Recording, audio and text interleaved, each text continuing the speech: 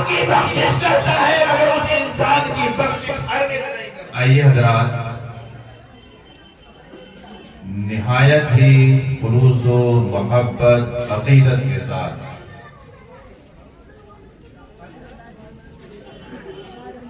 اس ذات بابرکات کی بارگاہ میں ہدیہ درود و سلام پیش کریں کہ جس کے دربار میں 70,000 صبح 70,000 شام فرشتے درود و سلام پڑھنے آتے ہیں، اس بارگاہ میں کہ جس کے اشارے پر درخت اپنے جڑوں کو اکھاڑ کر بارگاہ میں حاضر ہو کر درود و سلام پڑھتا ہے، اس بارگاہ میں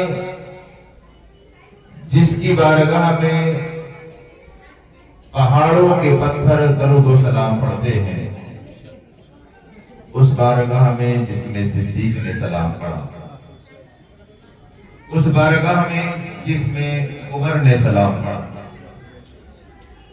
اس بارگاہ میں جس میں عثمان ذو النورین نے سلام پڑھا، اس بارگاہ میں جس میں مولا کائنات حضرت علی رضی اللہ تعالی عنہ نے سلام پڑھا، طلحہ و زبیر نے سلام پڑھا، غوث و خواجہ نے سلام پڑھا، بریلی کے رضا نے سلام پڑھا۔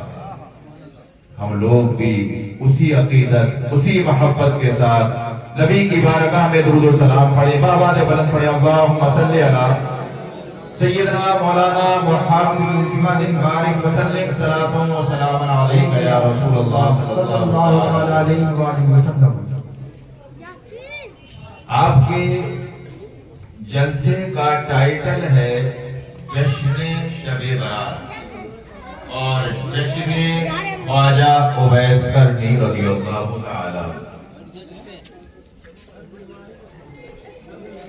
میں کوشش کروں گا تھوڑی تھوڑی دیر ان دونوں پر بات کریں۔ آج کی مبارک رات جس کو شب براءت کہا جاتا ہے، مطلب چھٹکارے کی رات، رہائی کی رات، جہنم سے بچنے کی رات، جنت میں جانے والی رات، شب براءت۔ اب میرے اسلامی بھائیوں، میری گفتگو آپ بڑے دھیان سے سننا، کیونکہ میرا ایک اصول ہے کہ میں جہاں جاتا ہوں وہاں کوشش کرتا ہوں کہ قوم کو کچھ دے کر جاؤں۔ یہ رات بڑی برکت والی ہے، بڑے فضائل سنے ہوں گے آپ نے حضرت علامہ قاری شان محمد صاحب سے۔ یہ آپ کی مسجد کے خطیب و امام ہے، ماشاءاللہ باعمل بھی ہیں اور باعلم بھی ہیں، اور ہزاروں بچے ان سے پڑھ کر آج منبر رسول پر بھی ہیں اور مصلی رسول پر بھی ہیں۔ بھی صلاحیت آدمی ہے، سنے ہوں گے، لیکن تھوڑی گفتگو میری سن لیں، کیونکہ ہر ایک انسان کا اپنا اپنا انداز ہوتا ہے۔ یہ رات وہ رات ہے جس رات میں اللہ تبارک و تعالی بخشش عام کرتا ہے، اعلان ہوتا ہے کوئی بخشش چاہنے والا کہ اس کی مغفرت کی جائے،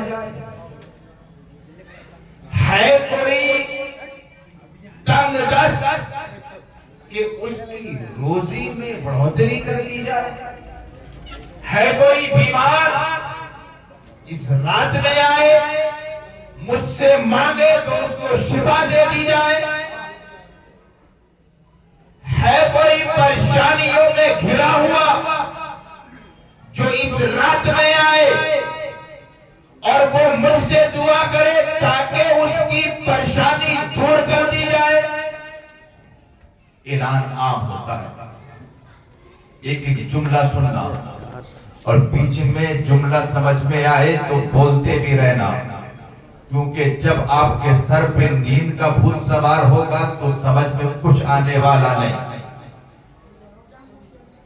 اعلان عام بخشش بڑھ رہی ہے، مگر نبی نے قید لگا دیا۔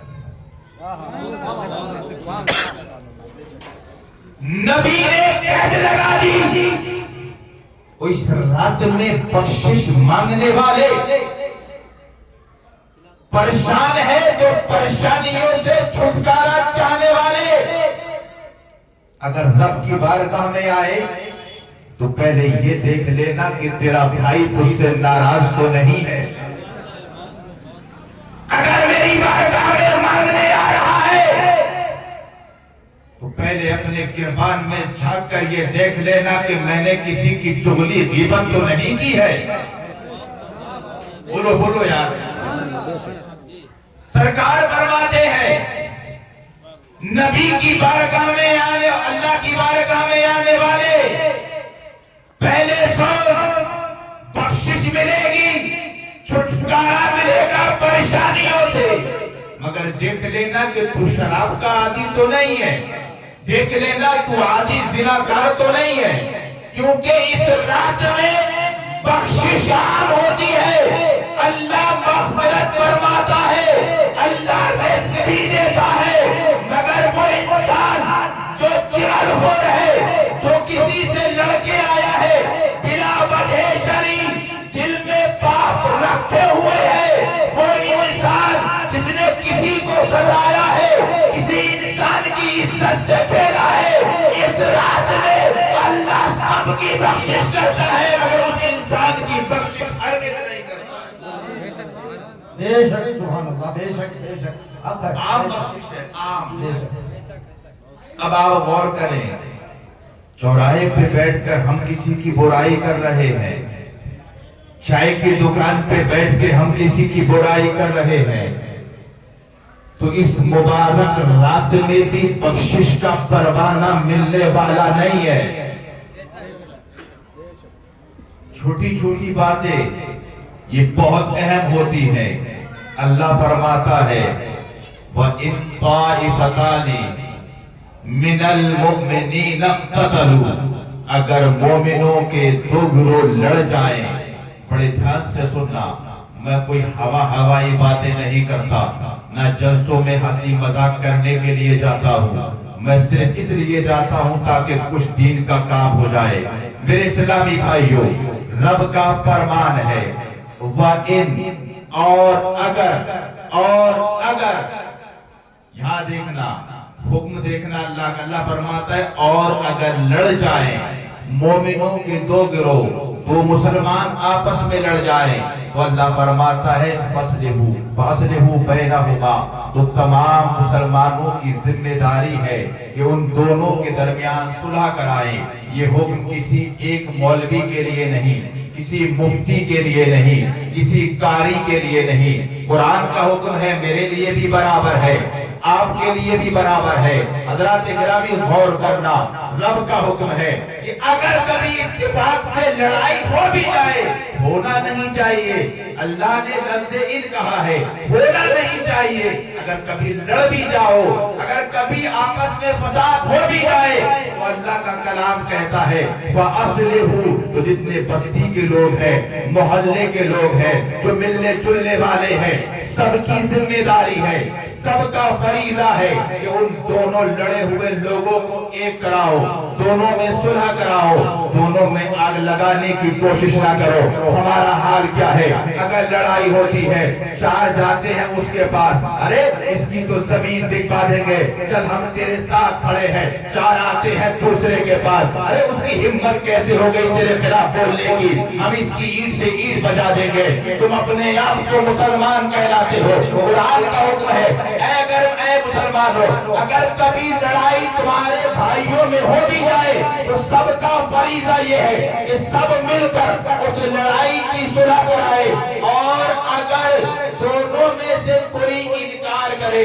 یہاں غور کرنا قرآن کا حکم کتنا اہم ہے. وَإِن بَغَتْ إِحْدَاهُمَا اگر دونوں میں سے ایک انکار کر دے کہ بھائی میں تو فیصلہ نہیں کروں گا, میں تو راضی نامہ نہیں کروں گا, میں تو صلح نہیں کروں گا, تو رب کا کلام کہتا ہے تو پھر اگر دوسرا گروہ نہیں مانتا ہے تو تمہارے اوپر لازم ہے کہ جو نہیں مان رہا ہے اس کو مارو, اس کو پیٹو. غور کرنا کتنا اہم بات ہے, کتنی اہم بات ہے اور کتنا اہم حکم ہے. اللہ فرماتا ہے اگر لڑ جائے تو پہلے سمجھاؤ, اگر دونوں سمجھ جائیں ٹھیک ہے تو صلح کرا دو, اور اگر کوئی دونوں میں سے ایک نہ مانے نہیں میں تو تھانے دربار کروں گا, میں تو دیکھوں گا اس کے اندر کتنی پاور ہے. سب کے لیے حکم ہے, ہر مسلمان کے لیے, پڑھا لکھا ہے اس کے لیے بھی, جاہل ہے اس کے لیے بھی, جانتا ہے اس کے لیے بھی, انجان ہے اس کے لیے بھی. غور کرنا اللہ نے فرمایا اگر دونوں میں سے ایک انکار کرے تو رب فرماتا ہے تو اس کو اس وقت تک مارا جائے حتی تفیہ الی امر اللہ, یہاں تک کہ وہ اللہ تعالیٰ کے حکم کی طرف پلٹ آئے, یعنی رضامندی کے لیے راضی ہو جائے.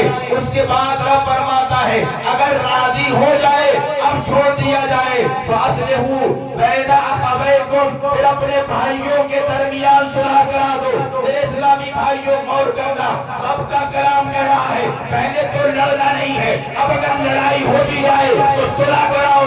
جس کے پاس پاور ہے وہ پاور سے صلح کرائے, جس کے پاس دماغ ہے وہ دماغ سے صلح کرائے, جس کے پاس وقار ہے وہ وقار سے صلح کرائے, جس کے پاس میں اختیار ہے وہ اختیار سے صلح کرائے, جس کے پاس میں جو ہے وہ اپنا ہیرا لگا کے صلح کرائے.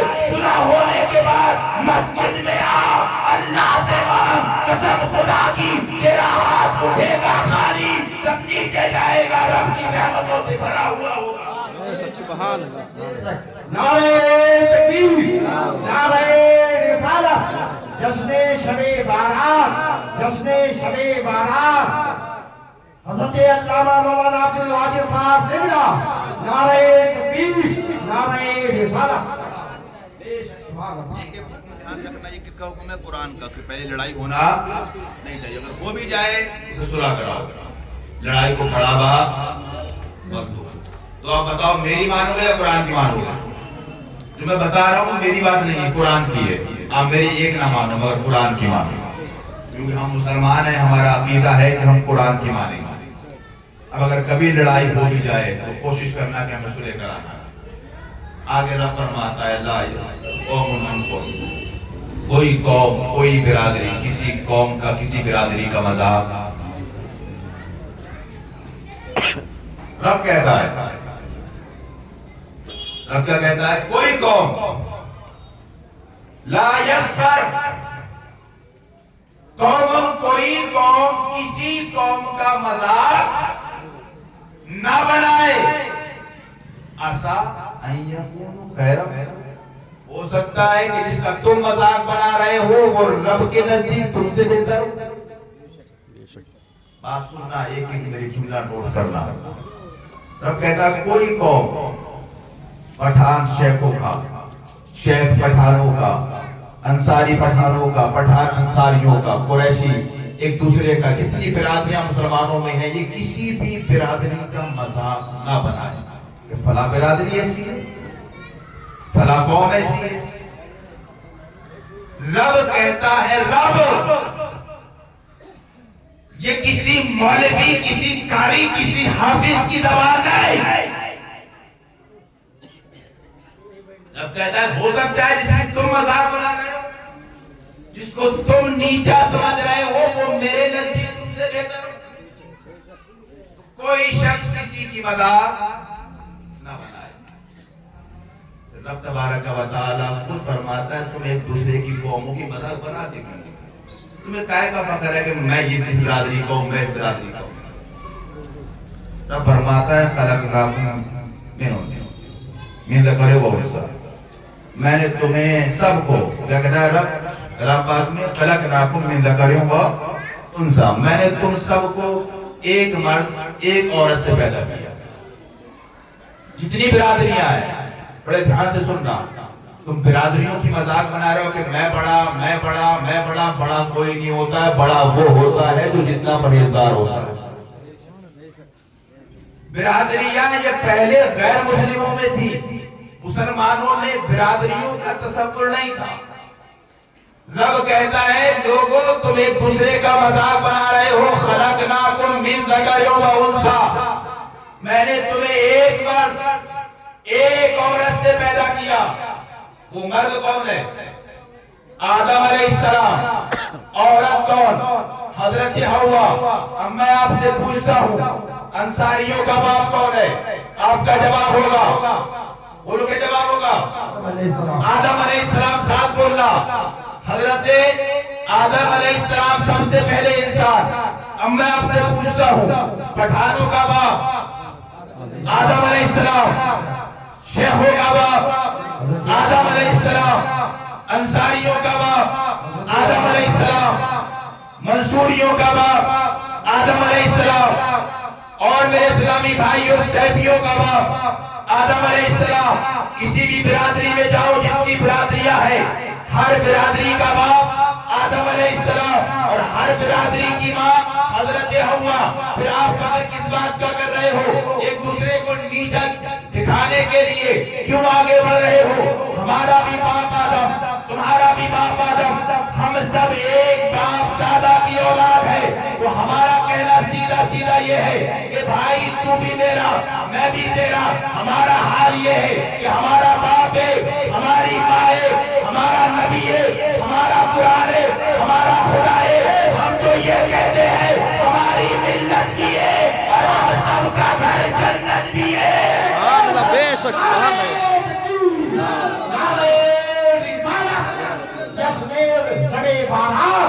جشن شب بارات، نعرہ تکبیر، نعرہ رسالت۔ سبحان اللہ۔ بات سمجھ میں آ رہی ہے؟ دو پوائنٹ بتا دیے میں نے آپ کو، ایک تو کیا لڑنا نہیں ہے، دھیان رکھنا، اور لڑو گے تو صلح کراؤ۔ دوسرا یہ کہ برادریوں میں بڑھنا نہیں ہے۔